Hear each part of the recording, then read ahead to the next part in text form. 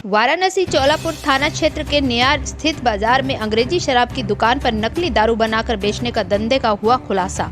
अंग्रेजी शराब दुकान का मालिक विजय शंकर पांडे और इनका पार्टनर दीपक पांडे और ये बताए जा रहे हैं कि बीजेपी में कैबिनेट मंत्री अनिल राजभर का बहुत ही करीबी हैं। दीपक पांडे अनिल राजभर का सारा कारोबार यही संभालता है। कैबिनेट मंत्री का नाम सामने आते ही पुलिस और आबकारी विभाग मामले को सुलझाने में जुट गई है।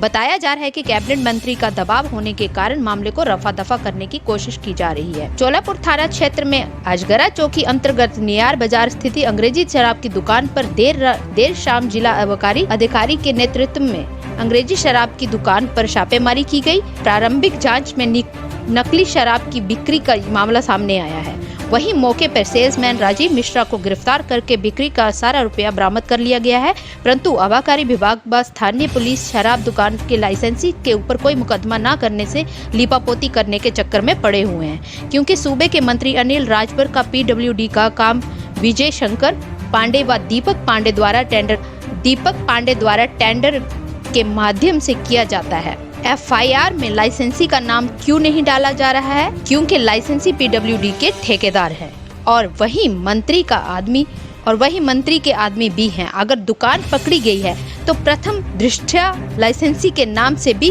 एक एफआईआर होनी चाहिए, लेकिन मंत्री के दबाव होने के कारण पुलिस और आबकारी विभाग मामले को दबाने की पूरी कोशिश कर रहे हैं। देखिए मोहम्मद कैफ की ये रिपोर्ट। जी, आप लोगों के माध्यम से हमें भी ये बात मालूम चला कि कल चौबेपुर चौकी के अंतर्गत नियार बाजार में शराब की दुकान थी और उस पर अवैध रूप से भारी मात्रा में शराब पाया गया। उस शराब का जो लाइसेंस होल्डर है विजय शंकर पांडे और दीपक पांडे, ये पूरी तरीके से भारतीय जनता पार्टी के कैबिनेट मिनिस्टर अनिल राजभर जी का सबसे करीबी बताया जा रहा है। ये कोई नई बात नहीं है भारतीय जनता पार्टी के कैबिनेट मिनिस्टर के द्वारा शराब की तस्करी करना। आपको याद होगा कि कोरोना काल में चौबेपुर थाना अंतर्गत भारतीय जनता पार्टी का युवा जिला अध्यक्ष कोरोना काल में शराब की तस्करी करते हुए पकड़ा गया। वो व्यक्ति महेंद्र पांडे जी, जो पूर्व अध्यक्ष हैं, भारतीय जनता पार्टी के प्रदेश अध्यक्ष थे और सेंट्रल में जो है मोदी सरकार में कैबिनेट मिनिस्टर और सांसद थे। भारतीय जनता पार्टी का जिस तरीके से आपराधिक गतिविधियां पूरे उत्तर प्रदेश में है, शराब की तस्करी है और जिस तरीके से माताओं और बहनों के साथ लगातार इज्जत के साथ खिलवाड़, लगातार योगी सरकार में आज 8 पुलिसकर्मियों की हत्या, लगातार हिंदू और मुस्लिमों मॉब लिंचिंग के नाम पर प्रदेश को अपराध का भट्ठा बना दिया गया है, अपराध का बड़ा बाजार बना दिया गया है। और इसमें कोई अपराधी, कोई पेशेवर अपराधी आपको नहीं देखने को मिलेगा। इसमें पूरी तरीके से भारतीय जनता पार्टी के विधायक, सांसद और मिनिस्टरों का हाथ मिलेगा। जब योगी सरकार में भारतीय जनता पार्टी के सांसद और मिनिस्टर ही जो है अपराधवाद का जो जनक है, तो ये निश्चित रूप से कहा जा सकता है कि योगी जी खुद अपराधियों के शहंशाह हैं। और इस बात को कहने से कोई गुरेज नहीं है, क्योंकि आबकारी विभाग के अधिकारी का कहना है इसमें किसी भी कैबिनेट मंत्री के करीबी का संदेश नहीं पाया गया है, बल्कि होलसेलर की गिरफ्तारी करते हुए उसके ऊपर मुकदमा दर्ज किया जा रहा है। देखिए, एक बात हम आपको बताएं, योगी सरकार क्रूर सरकार है। योगी सरकार अपने सरकार को बचाने के लिए पूरी तरीके से तमाम आबकारी विभाग की बात आप कर रहे हैं, आबकारी विभाग के अधिकारी के किस अधिकारी को, बनारस में किस विभाग के किस अधिकारी को इतनी हिम्मत है जो बनारस के अंदर राज्य मंत्री नीलकंठ तिवारी जी के लूट का पर्दाफाश करे, कैबिनेट मिनिस्टर अनिल राजभर के हस्तक्षेप उस अवैध शराब धंधे में दिखा दे। उसको अपनी नौकरी नहीं गंवानी है, वो जानता है।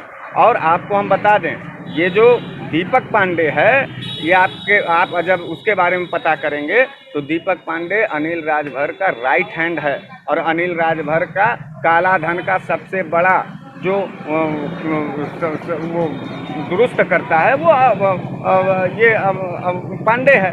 तो दीपक पांडे और ये जो विजय शंकर पांडे हैं, ये उनके गुर्गे हैं और ये समाज में भी लोग जानते हैं, बनारस से लेकर चंदौली तक। अधिकारी नहीं कर रहा तो क्या, लेकिन ये पूरा तरीके से जो पूरे बनारस में शराब की बड़ी तस्करी हो रही है, ये भारतीय जनता पार्टी के मिनिस्टर अनिल राजभर और नीलकंठ तिवारी और महेंद्र नाथ पांडे जी का हाथ साफ साफ समझ में आ गया है। पूरा बनारस समझ रहा है, पूरा उत्तर प्रदेश समझ रहा है। अब तो शराब माफिया खत्म हो गए, शराब माफिया का नया उदय हुआ है, जिसमें भारतीय जनता पार्टी के विधायक और मिनिस्टर खुद शराब माफिया के रूप में उभर के आए हैं, बलात्कारी के रूप में उभर के आए हैं। सारा चीज़ आप देख सकते हैं, पूरी तरीके से उत्तर प्रदेश को अवैध धंधों में ढकेल कर एक बड़ी बाजार बनाई गई है, जिसका हम निंदा करते हैं।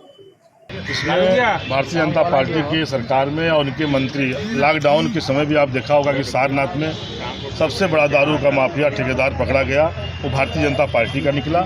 और ये भी जो पांडे जी का नाम सुना जा रहा है, चाहे कैबिनेट मंत्री हो चाहे राज्य मंत्री हो, कोई का हो, लेकिन ऐसा हो रहा है तो समाजवादी पार्टी इस पर भी लड़ाई लड़ने के तैयार है। और जो भट्टी और दारू का खुफिया तो है काम, ये भारतीय जनता पार्टी के इशारे पर इनके लोग बहुत तेज़ी से काम कर रहे हैं। नकली दारू बनाना, बेचना, जिसमें तमाम लोगों के भी पहले आपने देखा होगा कई जाने चली गई, ये मंत्री का इशारे पर कहीं न कहीं दारू का खुफिया चल रहा है। भाजपा सरकार लगातार कहती रही कि जो भी ऐसे लोग होंगे, भाजपा सरकार लगातार यही कहती रही कि अपराध खत्म होंगे और जो भी अपराधी किस्म के लोग हैं उन्हें नहीं छोड़ा जाएगा।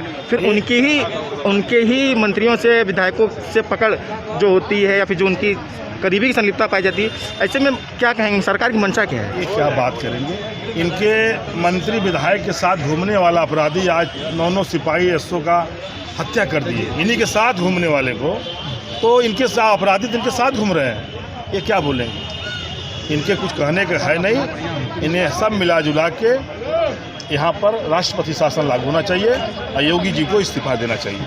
अभी तक उनके करीबी पे ना एफआईआर दर्ज हुआ है, ना उनका नाम सही से उजागर किया जा रहा है, क्या है? नहीं हुआ तो होगा ना, क्या कहना चाहेंगे? और समाजवादी नगर जिला उस पर बात करेगी, बहाल करेगी, और जो माफिया घूम रहा है उसके खिलाफ कार्रवाई होगी। एक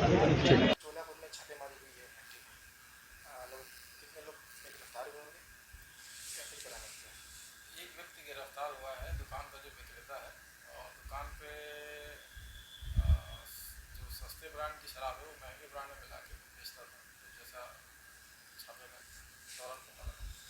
किसकी दुकान? ये विजय शंकर पांडे देहाती है दुकान के, उनके नाम से दुकान अंग्रेजी शराब। तो कितनी शराब बरामद हुई, क्या मूल्य होगी?